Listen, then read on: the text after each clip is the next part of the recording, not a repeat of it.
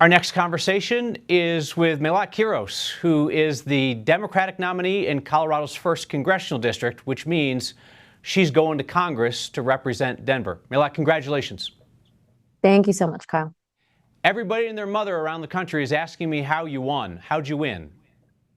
We won because we organized the people of this city, and we've seen time and time again that organized people beats organized money, despite the millions that they poured into this race. We talked to our neighbors, we talked to our coworkers and friends, knocked on over 115,000 doors, made 500,000 calls across the entire city to make sure we could get out the vote, and we delivered.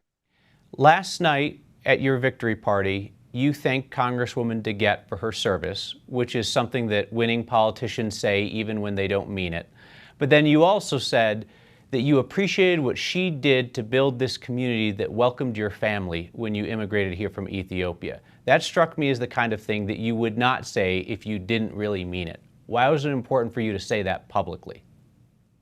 I think it's really important because I need folks to understand that this race and the reason why I got into this was not to do with Degette as a person, right? I have a lot of respect for her and the work that she's done. My fight is with the campaign finance system. My fight is with the corruption in our government that's preventing us from actually delivering on the policies that would support working families.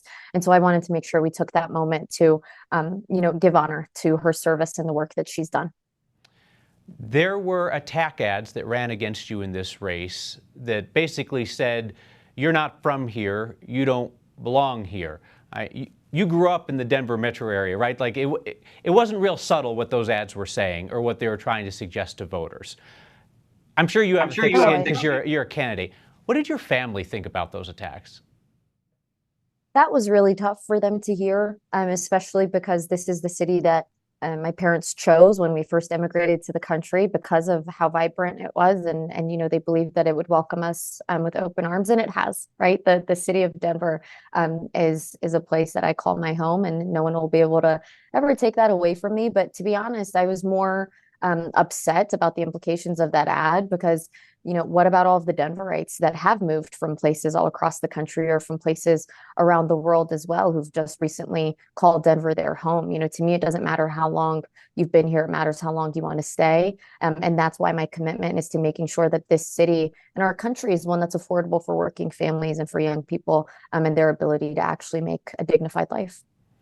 Last night, Republican Congresswoman Lauren Boebert told me that your win is a gift to Republicans and that you and your views will be used against Republicans, or used against Democrats in tight races across the country, including here in Colorado's 8th congressional district. Do you give any thought to that?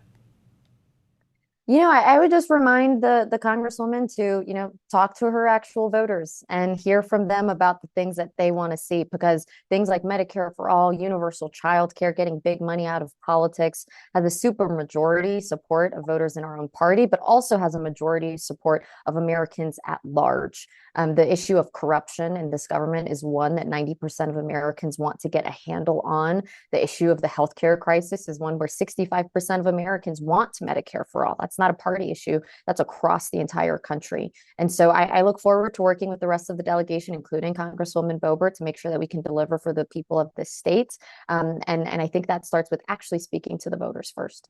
I was going to ask you about that because I suggested to Congresswoman Boebert that both of you, while you have very different political views, have similar rapid-fire paths to the heights of political power in America, and that you are outsiders who said, we're not going to wait, we're going to enact change now. And I suggested that you two might, want to sit down and have a conversation, and you might find some things in common.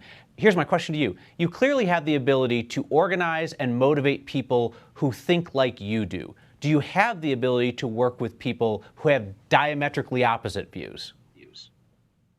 Yes, absolutely. Some of the voters that we've brought onto our campaign to support our campaign were folks that were in opposition to us in the beginning. And again, it's about sitting down, having a conversation about what kind of a world do we want to live in? What kind of a country do we want to see? And sitting down, having that conversation about what those solutions might look like. At the end of the day, if we share the same goal of delivering affordable healthcare to Americans, of delivering affordable housing to Americans, then I think it's worthwhile to sit down and have that that conversation and have that debate about what's the best course of action to get that done. That's what a democracy is supposed to look like, and that's what I'm really most looking forward to doing. Last question for you. I just spoke with Attorney General Phil Weiser, who won the Democratic primary for governor last night.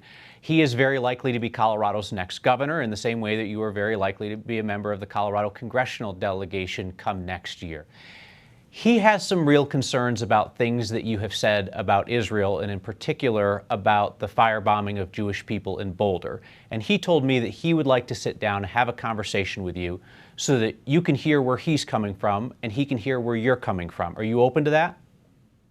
Absolutely. At the end of the day, what happened in Boulder was a horrific attack on a group of Jewish people that were peacefully protesting. We are seeing that the actions of Israel are putting Jewish people at grave danger, and the hate and the anti-Semitism that's rising as a result of it is one that I have every intention of prioritizing and combating. And I really look forward to sitting down with Phil Weiser to figure out how we can work together to combat that hate. Melat Kiros, appreciate your time. Congratulations, you made history. Thank you so much, Kyle.